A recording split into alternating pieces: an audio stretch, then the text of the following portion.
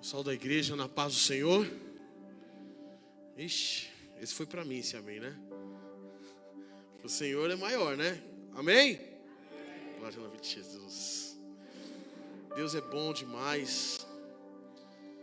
E Ele tem mostrado isso todos os dias. O quanto Ele é bom. E infelizmente nós não percebemos, né? Mas Ele tem demonstrado isso grandemente. E o título da mensagem de hoje, eu quero intitular a mensagem de hoje como o drama de Deus. Como assim, Paulo? Deus é dramático? Quem gosta de filme aqui? Quem gosta do gênero drama? O que é o gênero drama? Todo mundo gosta, mas não sabe, né?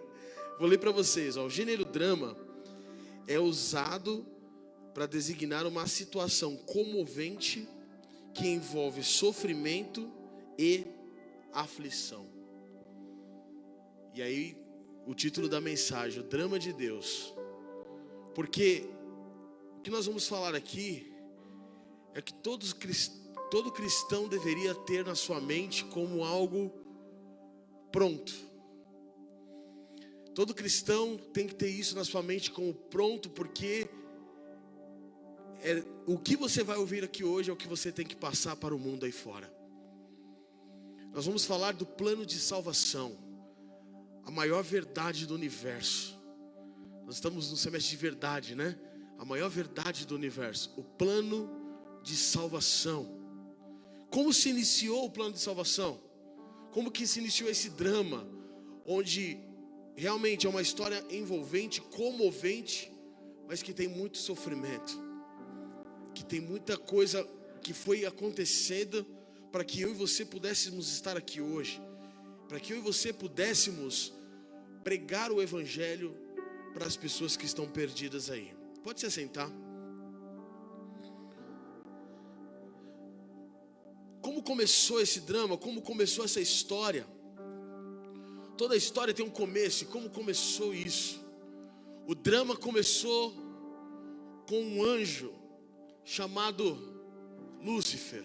Tinha uma posição de Lúcifer no céu. E esse anjo foi criado como todos os outros anjos, mas foi revestido de beleza, de poder. Um anjo que foi criado, o Deus usou o grandioso poder que Ele tem para criar esse anjo. Só que esse anjo se rebelou. Abre lá em Gênesis capítulo 1, verso 1. Quando que aconteceu isso, Paulo? A história se começa em Gênesis capítulo 1, verso 1. Gênesis 1, 1. Que diz assim: no princípio, ou seja, no começo de tudo, criou Deus os céus e a terra. Não está falando da criação do ser humano, está falando que Deus criou os céus e a terra, ou seja, Deus é criador. Quando alguém vai criar um software de computador, por exemplo, o cara que criou o Facebook, se ele quiser desativar sua conta, ele consegue, não consegue? Por quê? Porque ele é o Criador, Ele tem o controle daquilo. E Deus sendo Criador, você ainda duvida que Ele tem controle na sua vida? Você ainda duvida que Ele tem controle em todas as situações que está acontecendo nessa terra? Nós duvidamos que Deus perdeu o controle por causa dessa pandemia, por causa dessas... Gente, Deus é Criador. Nesse drama, nessa história, Deus é Criador. Ele não perdeu o controle ainda, e não vai perder o controle, porque Ele que criou, Ele que traçou um plano, quando Ele criou todas as coisas. E aqui a gente vê no princípio, Deus criou os céus e a terra. Antes mesmo dele criar tudo isso, Ele já existia, Ele já era, né? Eu vi uma pregação que dizia que Deus não existe. Realmente Deus não existe, Deus é, porque tudo que existe é criado. E Deus não foi criado, porque Deus é. Deus sempre esteve, sempre. Esse é o grande poder do nosso Deus. E hoje você vai passear comigo pela Bíblia, porque você tem que ficar aqui na sua cabeça, porque você precisa passar essa história para os outros lá fora. E também essa história vai te trazer esperança, porque o drama de Deus no final, Jesus vence. Já estou dando spoiler aqui. Deus vence no final. Deus vence. E aí nesse início ele criou todas as coisas. Só que nesse início também houve a rebelião de Satanás. Abre lá em Ezequiel capítulo 28. Ezequiel capítulo 28. Hoje você vai ficar craque na Bíblia, de tanto que você vai mexer nela aí. Ezequiel capítulo 28, verso 11. Ezequiel capítulo 8, verso 28, verso 11. Veio a palavra do Senhor a mim dizendo: Filho do homem, levanta uma lamentação contra o rei de Tiro e diz-lhe: assim diz o Senhor Deus, tu eras o sinete da perfeição, cheio de sabedoria e formosura, estavas no Éden, jardim de Deus. De todas as pedras preciosas te cobriam: sárdio, topázio, diamante, berilo, ônix, jaspe, safira, carbúnculo e esmeralda. De ouro se fizeste os teus engastes e os seus ornamentos. No dia que foste criado, foram eles preparados. Tu eras querubim ungido da guarda, e te estabeleci, permanecias no monte santo de Deus. No brilho das pedras andava. Perfeito eras. Tudo que Deus cria é perfeito, amém? Amém. Quando Ele criou Satanás, perfeito eras nos teus caminhos. Ou seja, Ele fazia toda a vontade de Deus, desde o dia que fostes criado até o dia que se achou iniquidade em ti. Só deixa eu um parênteses aqui. Sabe qual a diferença de iniquidade para pecado? Iniquidade é um pecado, mas sabe qual a diferença? Iniquidade é um pecado planejado. Toda vez que você planeja um pecado para cometer e comete, você cometeu uma iniquidade. É um pecado que você planejou, desejou na sua alma, no mais profundo do seu coração. E se você cometeu, você cometeu uma iniquidade. E aqui, Satanás não cometeu apenas um pecado contra Deus, ele cometeu uma iniquidade. Ele planejou. Fostes perfeitos até o dia que se achou iniquidade em ti. Aí ele diz: na multiplicação do seu comércio. O que significa isso? Satanás começou a espalhar a sua maldade, a sua iniquidade com aqueles anjos que foram criados também. E 1/3 desses anjos seguiram Satanás. Por isso que ele fala: na multiplicação do seu comércio se encheu o teu interior de violência, e pecaste, pelo que te lancei profanado fora do monte de Deus, e te farei perecer, ó querubim da guarda, em meio ao brilho das pedras. O autor criador já determinou o final da história. Satanás perece, Satanás morre, Satanás será condenado. Já foi dada a sentença com ele ali no início da criação. E assim a gente começa. O primeiro ato desse drama começa com Satanás sendo expulso do céu, porque ele achou iniquidade nele. E aí em Gênesis 1:2, abre lá Gênesis 1:2. A terra, porém, estava sem forma e vazia, havia trevas, e o Espírito de Deus pairava sobre as águas. E aí no Gênesis 26, Deus dá entrada no segundo ato desse drama. A criação do homem. Até o 26 ele criou todas as coisas, né? Criando a terra, o mar. Deus foi fazendo tudo perfeito, porque Deus cria tudo perfeito. E aí nos 26, Deus cria, olha lá comigo. Também disse Deus: façamos o homem a nossa imagem, conforme a nossa semelhança, e tenha ele domínio sobre os peixes do mar, sobre as aves do céu, sobre os animais domésticos, sobre a terra e sobre todo o peixe que rasteja na terra. e criou o homem à sua imagem. A imagem o criou, a imagem de Deus o criou. Homem e mulher os criou. O maior presente que Deus podia dar para a humanidade, a imagem e semelhança. Sabe por que Satanás te odeia? Porque ele não foi criado à imagem e semelhança. Nós, seres humanos, fomos criados à imagem e semelhança de Deus. Olha que início perfeito que Deus faz. Ele cria tudo e cria o homem, a imagem e semelhança dele. E além de criar imagem e semelhança, Deus também dá um outro presente para o homem, um ofício. O que é o ofício? 1:28. E Deus abençoou e disse: sejam fecundos, multiplicai-vos, enchei a terra, sujeitai-a, dominai sobre os peixes do mar, sobre as aves do céu, sobre todo animal que rasteja sobre a terra. Então Deus dá um trabalho para o homem: encher a terra e subjugá-la, ou dominar a terra. Quando Deus te chama, você é imagem e semelhança dele, mas ele também exige trabalho de nós. E ele deu esse trabalho para Adão. Ele deu esse trabalho para Adão e para Eva: dominar a terra, encher a terra e dominá-la. Por que Deus deu domínio na terra para o homem? Porque Deus gosta de trabalhar em parceria. Ele falou: Adão, domina a terra, encha ela e ainda domina. E eu vou estar com você todo dia, assim como na viração do dia a gente se encontra toda tarde.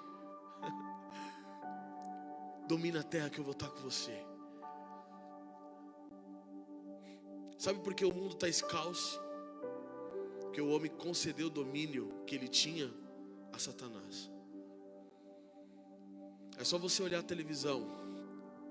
Tem mais programas de Deus na televisão ou mais programas de outras coisas aí? Sabe por que tem mais programas de outras coisas? Porque a igreja declarou isso há muitos anos atrás, dizendo que a televisão era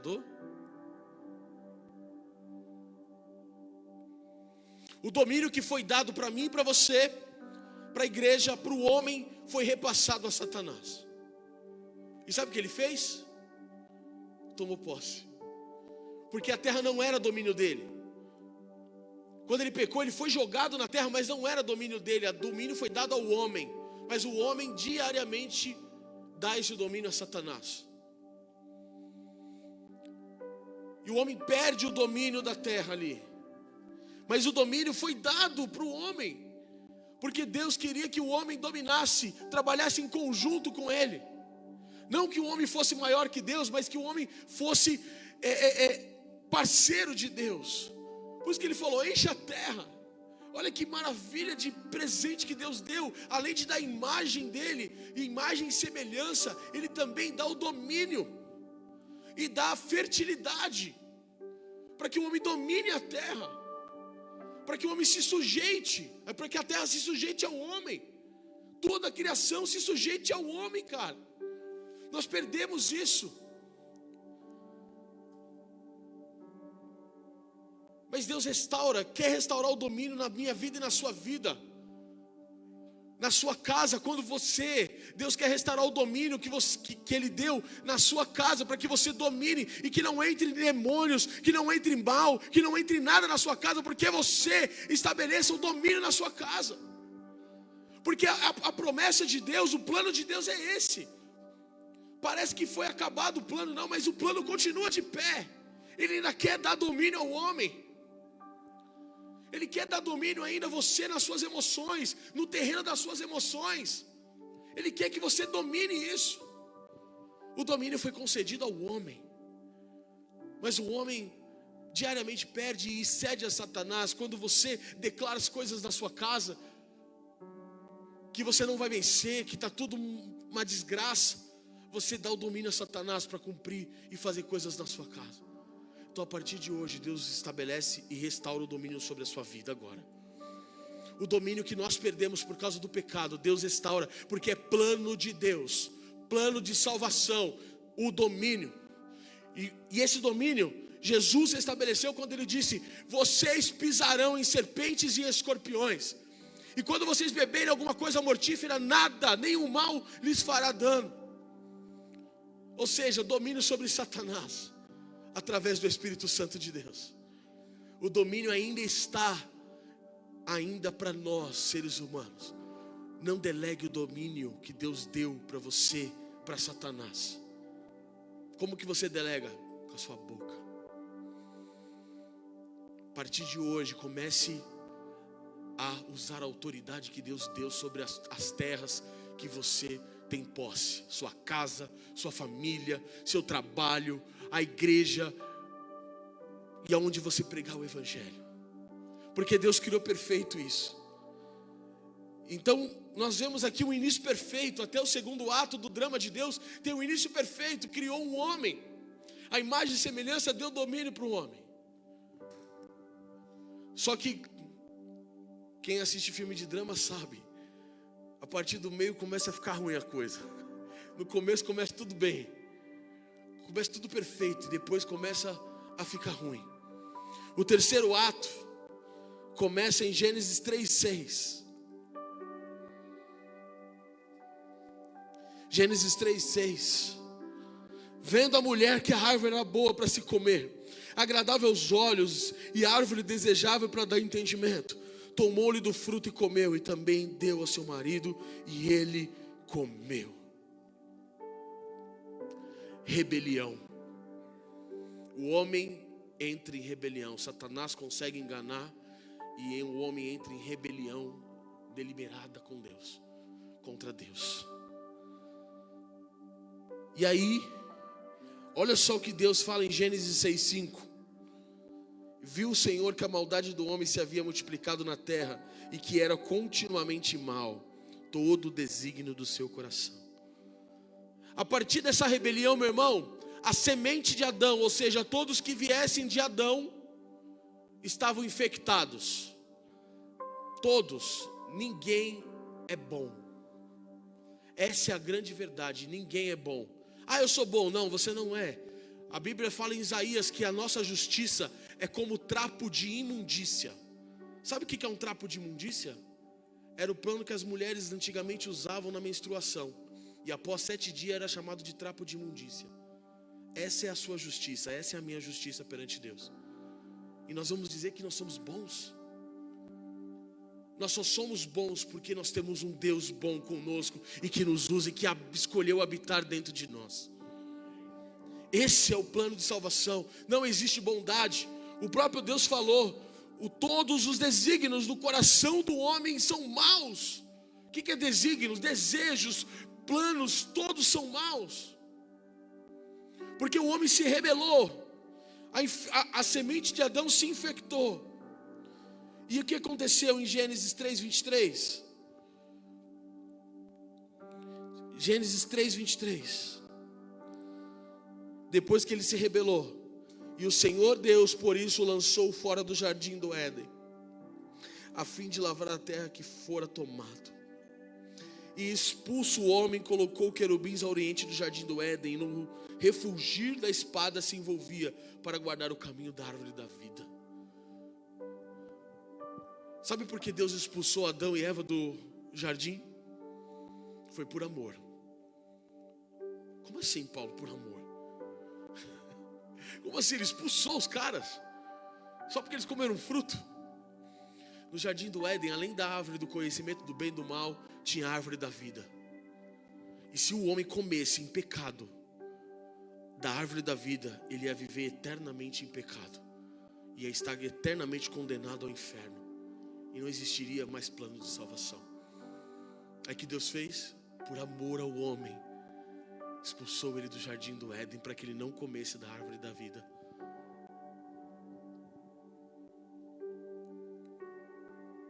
Imagina o drama de Deus. Imagina a dor que Deus tinha. Aconteceu o quê? o banimento da presença de Deus. Deus criou o homem para ser relacional com Ele. Toda tarde Deus andava com o homem. Adão via Deus, Eva via Deus, cara. Toda tarde Deus caminhava com o homem no jardim. Porque Deus, o plano de Deus sempre foi esse: se relacionar com a criação dele, com o homem, que foi criado à imagem e semelhança. E pelo pecado, o homem perdeu isso. Foi banido da presença de Deus. E aí o seu relacionamento com Deus foi rompido também. Já não era mais a viração do dia, toda tarde, aquele relacionamento. Além de não ver mais a Deus, porque o pecado nos faz de separação de Deus. Agora ele tinha dificuldades de ter um relacionamento com Deus, porque o pecado começou a dominá-lo. Abre lá Isaías 59. Isaías 59. Isaías 59, versículo 2.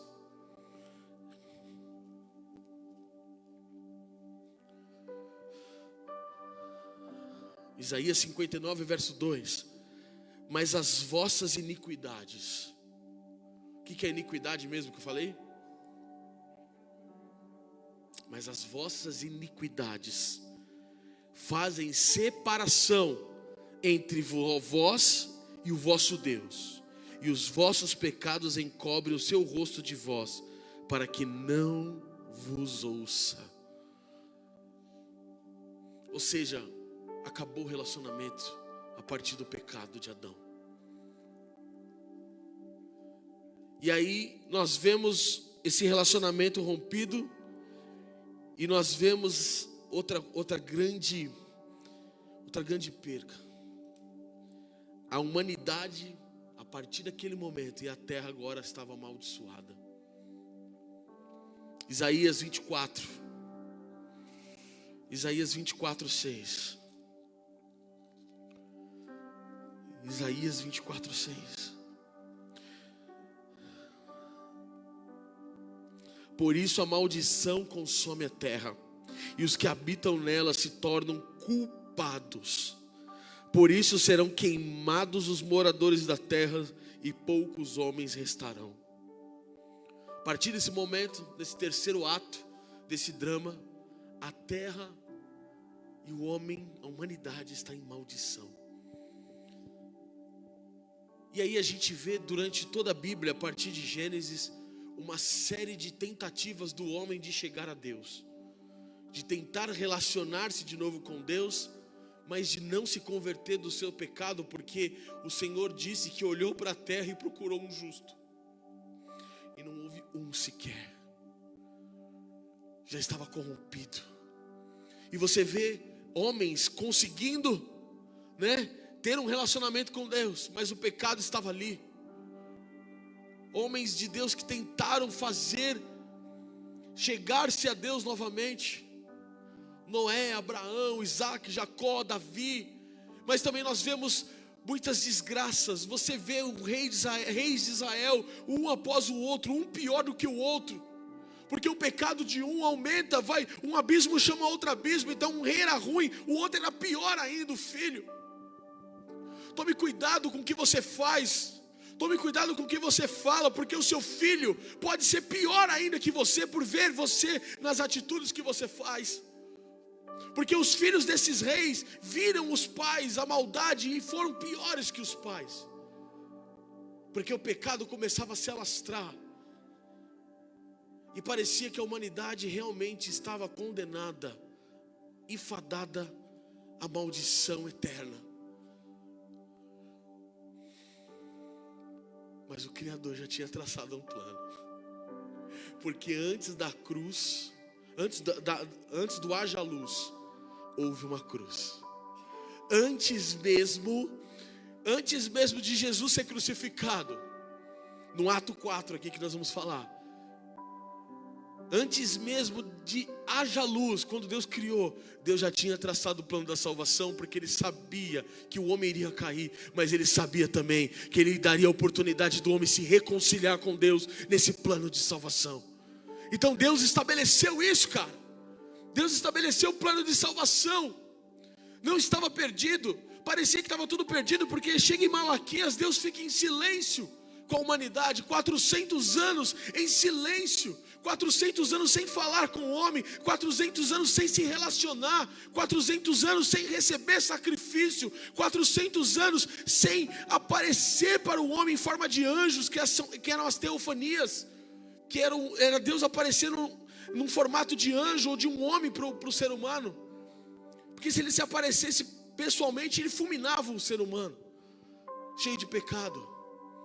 400 anos em silêncio. Essa história, esse drama tem uma parada de 400 anos da parte de Deus. O homem continuou vivendo, continuou pecando, continuou se desgraçando cada vez mais.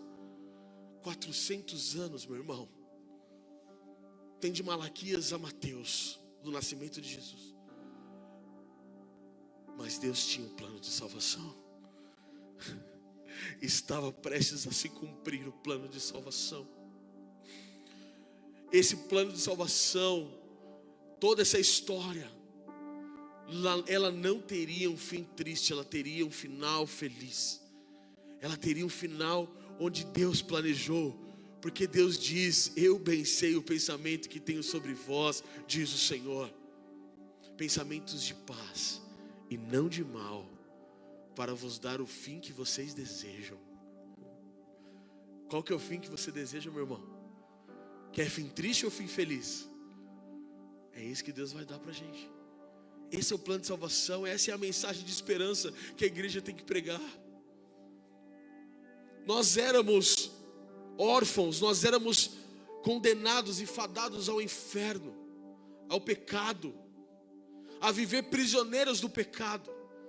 Mas aí Deus começa o quarto ato. Oh, glória a Deus. Obrigado, Jesus. Deus olha para o ser humano e envia o seu Filho, Jesus, como representante da humanidade. Abre lá em 2 Coríntios, capítulo 5. 2 Coríntios, capítulo 5. 2 Coríntios capítulo 5, verso 21. Aquele que não conheceu o pecado, glória a Deus, Ele o fez pecado por nós, para que nele fôssemos feitos justiça de Deus. Sabe como Deus vê você hoje? Como justiça de Deus. Ele não olha mais para você e vê aquele pecador perdido, fadado ao inferno. Ele vê o sangue de Jesus em você. E Ele vê hoje justiça de Deus em você, meu irmão. Você não é pouca coisa não. Você é amado do Senhor. Você é justiça de Deus, meu irmão. Porque no plano de salvação, Jesus se entregou. Aquele que não tinha pecado se fez pecado por mim e por você. Sabe o que significa isso? Que quando Jesus, esse representante puro, morreu na cruz por nós, porque o primeiro representante falhou. Adão falhou e contaminou toda a descendência, toda a semente de Adão. Mas o segundo Adão, que é Jesus, o representante perfeito, veio para quebrar isso e para dar salvação para todo aquele que nele crê, não pereça, mas tenha vida eterna. Você pode imaginar isso? Você tem vida eterna, meu irmão. Você hoje é a imagem de Deus. Deus ainda te deu um ofício e hoje você tem a vida eterna. Porque esse desfecho aqui, esse quarto ato, Deus envia então um representante. Aí Jesus vive uma vida perfeita, porque esse representante precisava ter uma vida perfeita. Assim como Adão tinha uma vida perfeita até pecar. assim como Lúcifer também tinha uma vida perfeita até pecar. Ele foi tentado, ele foi provado, mas não pecou. O Cordeiro de Deus venceu o mundo. O Cordeiro de Deus venceu nesse ato. O Cordeiro de Deus cumpriu o que ele tinha que cumprir. Porque se ele tivesse pecado, ele não teria condições de salvar a gente. E aí Jesus, com o seu nascimento, com a sua vida, e agora com a sua morte, morte de cruz, levou os nossos pecados na cruz. Abre lá em 1 Coríntios, capítulo 15. 1 Coríntios, capítulo 15, verso 3. 1 Coríntios, capítulo 15, verso 3. Antes de tudo vos entreguei o que também recebi, que Cristo morreu pelos nossos pecados, segundo as Escrituras. Então Cristo morreu pelos nossos pecados. Só que a Bíblia diz que Ele levou os nossos pecados. O que significa isso, Paulo? Significa que as dores que Jesus teve não foi só dores de cruz, que já eram insuportáveis, dores humanas sendo crucificado. A maior dor que ele teve, ele expressou quando ele falou assim: Deus meu, por que me desamparaste? Sabe qual era essa dor que ele estava sentindo? É a dor do abandono de Deus, porque todo o pecado do mundo estava sobre ele. E a ira de Deus, porque o salário do pecado é a morte, e a ira de Deus ia vir sobre o ser humano. Mas só que Jesus tomou na cruz todos os nossos pecados, então a ira de Deus caiu toda sobre ele. Ele foi feito propiciação. O que significa a palavra propiciação? Significa o sacrifício que aplaca a ira de um Deus irado. Deus estava irado com a humanidade, mas aí o seu filho vem, ele envia o seu filho, ele morre na cruz, e toda a ira que estava sobre a minha vida e sobre a sua foi jogada em Jesus, cara. Você pode imaginar a dor dele, cara. Não era só a dor física que era dilacerante, das chicotadas, tudo que ele fez, mas também a dor de receber a ira de Deus toda sobre o seu corpo. Toda sobre o seu corpo. Romanos 3, 25. Olha o que diz Romanos 3, 25. Romanos 3, 25 diz: a quem Deus propôs do seu sangue como propiciação mediante a fé, para manifestar a justiça, por ter Deus, na sua tolerância, deixado impunes os pecados anteriormente cometidos. Então Deus teve tolerância dos pecados antes de Jesus. Por quê? Porque o plano de salvação estava traçado. Deus já tinha traçado que Ele ia derramar a sua ira sobre Jesus, porque os pecados estariam sobre Jesus. Porque Deus poderia muito bem, e Deus deu uma prova disso, da ira dele, acabando com a humanidade, deixando só Noé e os filhos dele. Nós estávamos condenados ao inferno, meu irmão. Se não fosse Jesus Cristo, nós estaríamos no inferno hoje. E seria justo. Seria justo. Mas o que não tem pecado recebeu a dor da cruz, recebeu a dor da ira de Deus, e a sua última palavra na cruz foi: está consumado. Ou seja, o plano de salvação foi cumprido. O plano de salvação deu certo. O plano de salvação foi cumprido na íntegra. Eu vou morrer agora, mas o plano de salvação está cumprido. Aquilo que o Senhor planejou, Pai, lá no início, quando Lúcifer te traiu, até agora foi cumprido. Por isso que Ele disse: está consumado. O ser humano não vai mais morrer em pecado se ele me buscar. O ser humano não vai ser mais escravo do pecado se ele me buscar. O ser humano não vai mais ser condenado ao inferno se ele andar comigo. Porque eu venci o mundo, eu venci a morte, eu venci o inferno, eu venci Satanás. Por isso está consumado. Satanás não se alegrou com Jesus morrendo na cruz, porque aquele momento de morte na cruz sabia que era a remissão dos pecados, o quarto ato, que é a redenção.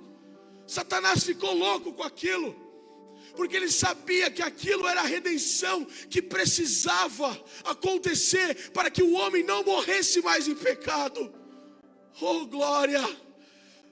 Satanás ficou apavorado, ele tentou usar Pedro, ele tentou usar tantas pessoas para impedir Jesus de ir à cruz, porque ele sabia que a redenção dos nossos pecados estava na cruz, em Jesus. Ele sabia disso. Ele estremeceu, porque Jesus cumpriu até o final. Jesus cumpriu até o final o plano de salvação de Deus. Glória ao teu nome, Jesus, por isso. Glórias ao teu nome. E se não bastasse Jesus morrer, está consumado, ele ressuscita também para falar: eu estou vivo agora, para que todo aquele que crê em mim um dia tenha esperança de que estará comigo no céu. Aleluia! 1 Coríntios 15, verso 4. Oh, xarabia canta lá, 15, verso 4. E ele foi sepultado e ressuscitou ao terceiro dia, segundo as Escrituras, ou seja, segundo o plano de salvação de Deus. E vivo hoje ele está.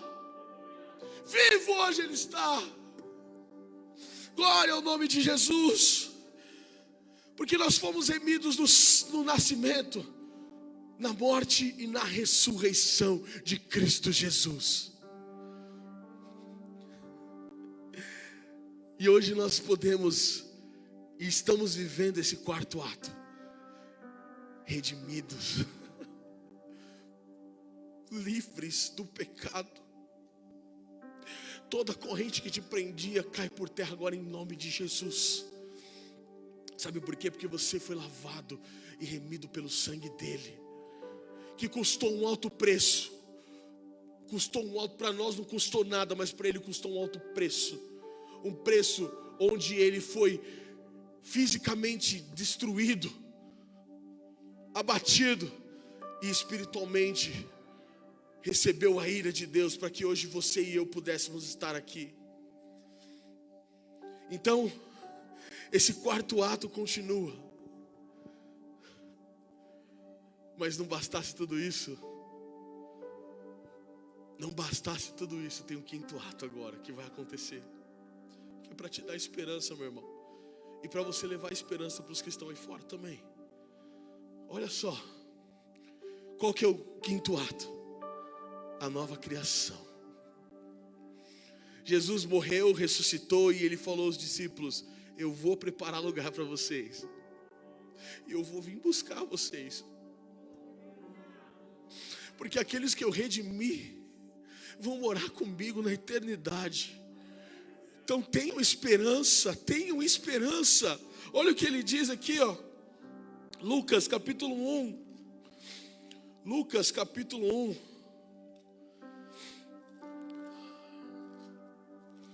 Verso 32. Glória ao teu nome, Jesus Cristo.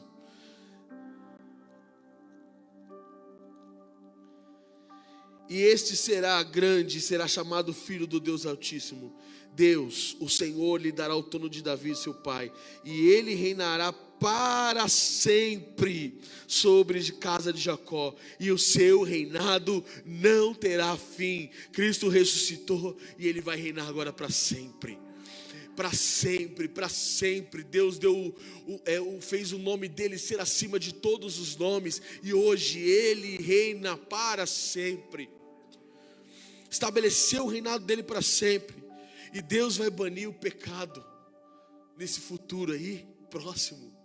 Deus vai banir o que destrói o homem, que é o pecado. Salmo 103, versículo 12.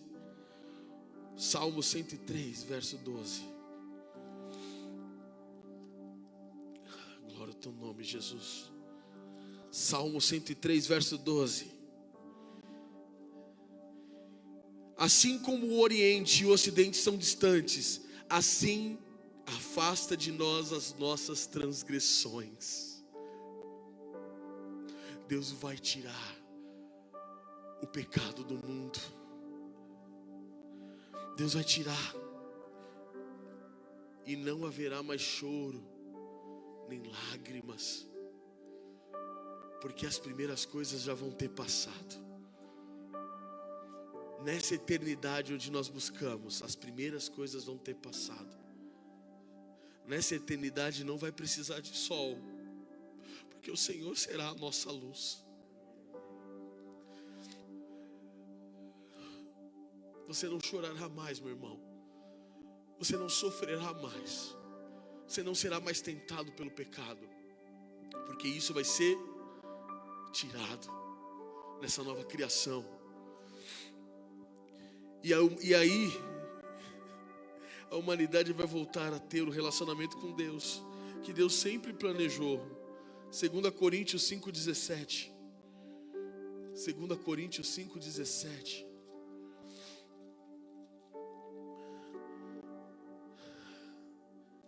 E assim, se alguém está em Cristo, é nova criatura, e as coisas antigas já passaram, e eis que tudo se fez novo. Ele vai restaurar aquilo que Ele planejou lá no começo do plano da salvação. Ele já restaurou aqui, né? Nós temos relacionamento com Deus hoje, mas um dia nós veremos Ele face a face. Essa é a nossa maior esperança, ver a face do nosso Senhor. Assim como Adão via a face do Senhor, nós veremos também a face a face, o nosso Senhor, e o adoraremos por toda a eternidade. É assim que o plano de salvação termina, meu irmão. É assim que ele termina. Nós entrando no céu e vendo o Senhor face a face, e o adorando em espírito e em verdade. E aí os nossos relacionamentos, para fechar Apocalipse 21, verso 4.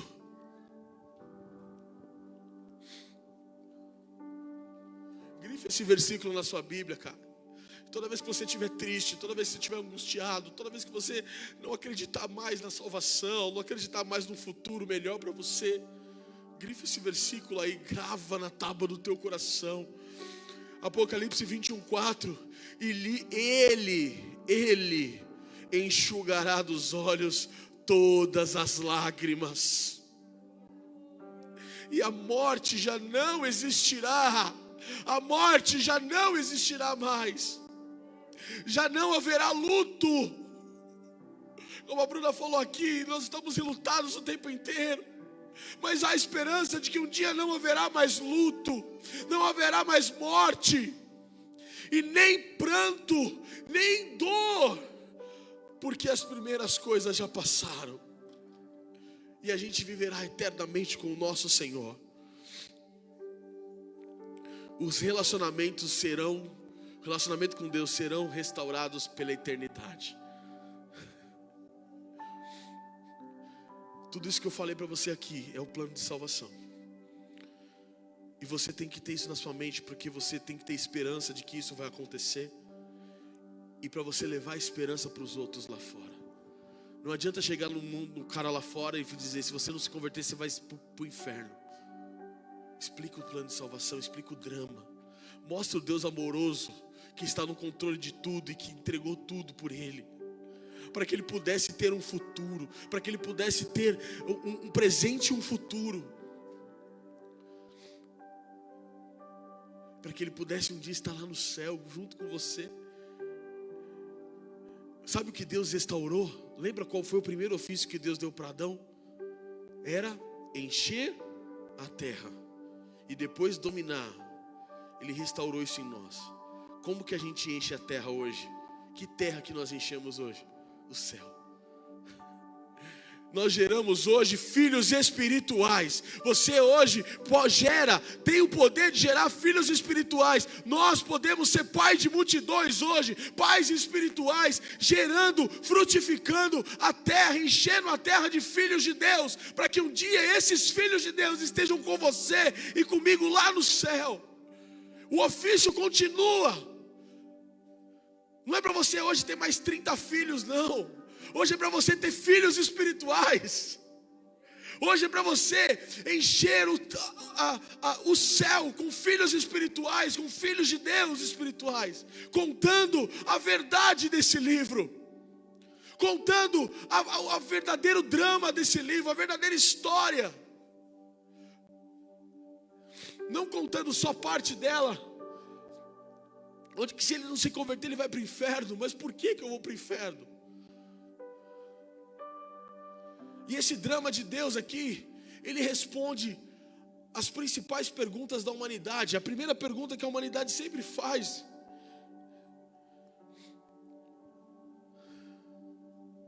quem sou eu? E por que eu existo e por que eu estou aqui? Sabe quem é você? O primeiro ato explica.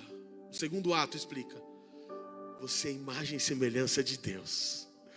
Por que você está aqui? Porque Deus criou você para um propósito nessa terra. Te deu um ofício, te deu um propósito para você cumprir aqui nessa terra. Por que você existe? Porque o Criador do universo desejou fazer você a imagem e semelhança dele, cara. Você tem noção quantas pessoas estão perguntando por isso e se matando porque não tem essa resposta? Você tem noção de quantas pessoas estão nesse momento agora tentando suicídio porque não sabem quem são, por que foram criadas, para que foram criadas? E nós temos a resposta, e o que nós fazemos? Guardamos para nós. Essa esperança não é só nossa, essa esperança é para todo mundo. Porque o Filho de Deus morreu pela humanidade, não foi só pela igreja, só por nós evangélicos, mas morreu por todos. E temos que levar essa verdade para que alcance os corações. E eles saibam por que eles foram criados. E eles saibam por que, qual o motivo. Ele não veio por um acaso. Ele veio porque Deus quis, que tem um propósito. Ele é a imagem e semelhança de Deus. Ele só ainda não é filho, mas ele precisa ser filho. E quem vai fazer ele ser filho? Quem vai ajudar, quem vai trabalhar em conjunto com Deus para multiplicar a terra? Eu e você. Porque nós temos a palavra da verdade em nós. Nós temos o Espírito Santo. O batismo com o Espírito Santo, meu irmão, não é para você rodar e falar em línguas, não. O batismo com o Espírito Santo é ter poder de Deus para pregar o Evangelho. Então, se você é batizado no Espírito Santo, você tem o poder de pregar essa palavra. E essa palavra fazer efeito na vida das pessoas lá fora. E é isso, cara. Segunda pergunta que todo mundo faz: por que o mundo é tão imperfeito? Por que o mundo acontece tanta guerra, tanta luta, Deus vê isso e não faz nada? Infecção da semente de Adão. Lembra que nós falamos que o homem é mau? O homem é mau. O mundo é dessa forma porque o homem é mau. Não porque Deus perdeu o controle, mas porque o homem é mau. Uma outra resposta, né? Então, ato 3, rebelião. O mundo é assim porque o homem se rebelou contra Deus. E continua se rebelando. Ah, mas foi Adão que pecou, por que eu tenho que pagar o pato? Olha para os seus pensamentos. Quantos deles no dia são edificantes? E quantos aqueles são destruidores? Nós somos maus, irmãos. Toda a bondade que existe em nós é Cristo Jesus. Se não fosse a misericórdia dele, a Bíblia fala, se não fosse a misericórdia do Senhor, os nossos inimigos teriam nos engolido vivo. Quem são os nossos inimigos? Você mesmo. o pecado que habita em você, seu inimigo, já teria te engolido vivo. Mas a misericórdia do Senhor te perdoa e faz com que você continue caminhando. Então, a segunda pergunta é respondida por isso. Terceira pergunta: há alguma solução para essa bagunça toda? O quarto ato explica que é a redenção. Há uma solução. Enquanto o mundo está perdido aí fora, nós temos a redenção. E nós podemos levar para eles. Esse é o plano de salvação. Deus quer que você e eu trabalhemos juntos com Ele para levar o plano de salvação. Porque o mundo não acha que há solução para essa bagunça. Tem gente que acha que morreu, acabou. O plano de salvação não é passado para essa pessoa. Ela só ouve que se ela continuar no pecado, ela vai para o inferno. Não que não seja uma verdade, mas explica tudo. O plano de salvação inteiro. E aí a quarta pergunta que todos fazem: há esperança para um futuro? Haverá esperança para um futuro melhor? Nós vimos que Jesus morreu na cruz e já foi preparar lugar para a gente. Ele já foi preparar. O futuro já está reservado para aqueles que creem em Jesus. Qual que é o nosso papel como igreja? É encher a terra e dominar a terra. Porque você tem o Espírito Santo e você tem domínio sobre as obras do inferno. Você tem domínio para chegar hoje na sua casa e repreender toda ação do inimigo na sua casa. Repreender tudo aquilo que o inimigo está fazendo na sua casa, às vezes mesmo por brecha sua. Tome posse de novo do domínio que você perdeu. E diz para Satanás que quem manda ali é o Senhor dos exércitos. É o Senhor Deus dos exércitos que usa a sua vida como domínio. No seu trabalho, fala que quem manda ali é o Senhor dos exércitos. Por mais que seu chefe seja ateu, você é um representante do reino de Deus. E aonde você pisa, o reino de Deus chega junto. Aonde você pisa, o reino de Deus é estabelecido.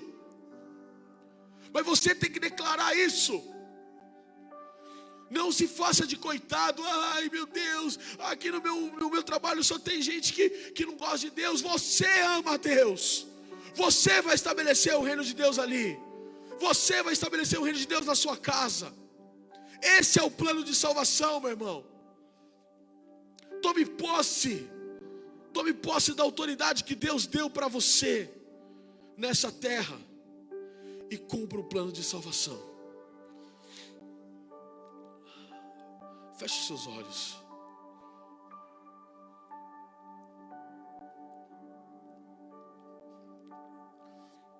Ah, Senhor, como é lindo o teu plano de salvação. Nos perdoa, Pai, por não compreender isso e não buscar entender o plano de salvação. Nos perdoa pelas vidas, Pai, que nós corrompemos. Nos perdoa pelas vidas, Pai, que nós julgamos, que nós condenamos, Pai. E não tivemos nem coragem de mostrar o plano de salvação para ela. Nos perdoa por sermos tão maus, Senhor. Nos perdoa, meu Pai, por muitas vezes rejeitar o teu sacrifício na cruz, indo de pecado em pecado, de iniquidade em iniquidade. Nos perdoa, Senhor, por brincar, enquanto muitos estão morrendo, indo para o inferno nesse momento, Senhor. Nos perdoa por não cumprirmos o nosso ofício de ir, de pregar o Evangelho. Nos perdoa, Senhor, porque nós falhamos diariamente em pregar o Evangelho, a salvação, o plano de salvação para as pessoas. Nos perdoa porque muitos têm contato conosco e mais temos vergonha de falar do plano de salvação.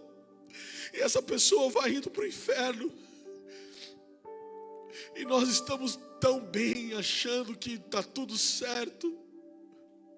Nos perdoa por ser tão egoísta e não compartilhar o plano de salvação para as pessoas, Deus. Eu me arrependo aqui hoje, Senhor, por todas as vezes que eu deixei de pregar o plano de salvação para aqueles que estavam ao meu redor. Eu me arrependo, Senhor.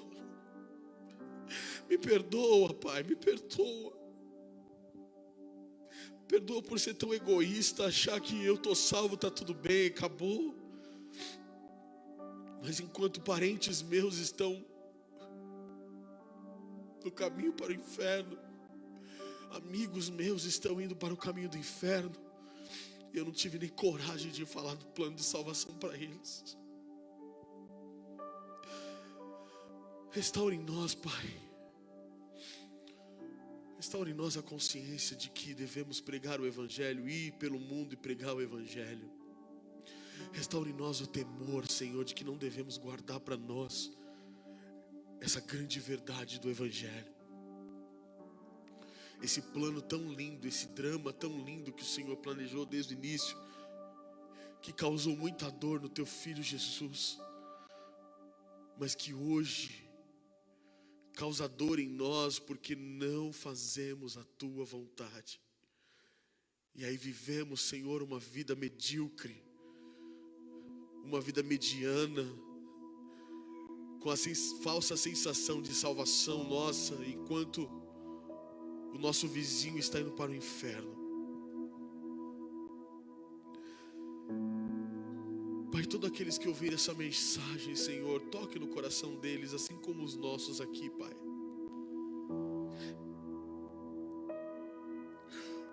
Traz uma inquietação em nossa vida, de que nós estamos sendo omissos com a Tua verdade.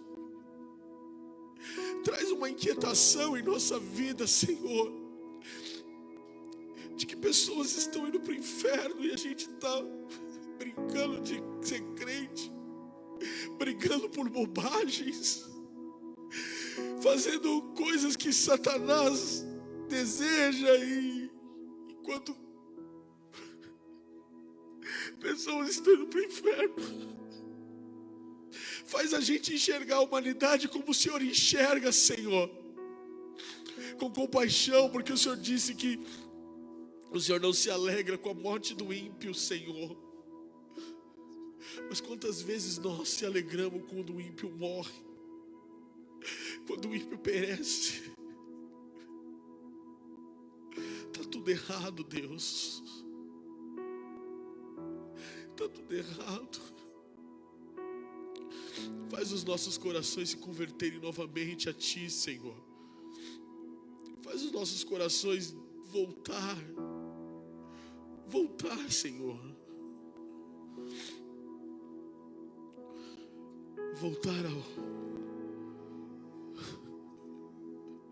Voltar à verdade do Evangelho. Nos perdoa, Senhor, por negligenciarmos a verdade. Nos perdoa por nós dizermos: eis-me aqui, e quando é para fazer a gente se omite. Assim como Elias foi parar na caverna. Chama o Teu povo da caverna hoje, Senhor, com a brisa suave que é a Tua voz, e faz-nos entender que somos representantes do reino nessa terra, e de que devemos povoar o céu com a pregação do Evangelho. Eu peço que o Senhor revista cada um aqui, Senhor, com o Espírito Santo, porque Ele é poder para pregar o Evangelho. Eu oro agora pela vida de cada um e pela minha vida, para que nós sejamos revestidos do Espírito Santo de Deus, enchidos com o Espírito Santo de Deus, não para rodar, falar em línguas, não, mas para termos a coragem de pregar o Evangelho e salvar vidas, e salvar pessoas das garras de Satanás. Ele já está condenado, mas aquele familiar seu não está condenado. Aquele familiar meu não está condenado como Satanás. ainda há esperança. Assim como o ladrão da cruz teve esperança no último minuto, nos 45 do segundo tempo, ainda há esperança para essa humanidade, porque essa é a esperança que nós acreditamos. E se ela não funcionar, de nada serve. Senhor, nos faz acreditar na certeza da salvação, em nome de Jesus. Amém.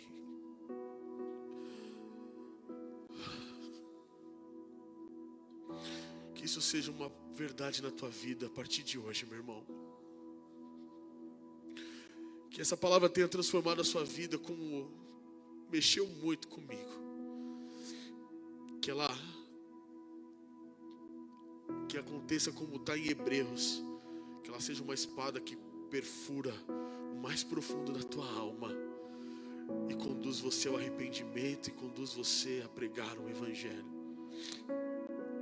Enquanto nós estamos aqui, pessoas estão morrendo, indo para o inferno, e lá não tem saída mais. Isso tem que haver uma inquietação em nós, uma inquietação de que você, se mova. A inquietação tem que ser tão grande que você se mova, que nós nos movemos e saibamos fazer as coisas para as pessoas. É muito bom, caridade é ótimo, mas de nada adianta falar só de caridade e não falar da verdade do Evangelho para essa pessoa. Nós somos uma igreja movida no reino, entregando cestas, tal, mas também tem que ver a pregação do Evangelho verdadeiro e o plano de salvação. Somos relevantes, temos que ser relevantes no bairro, mas temos que ser relevantes porque pregamos o reino.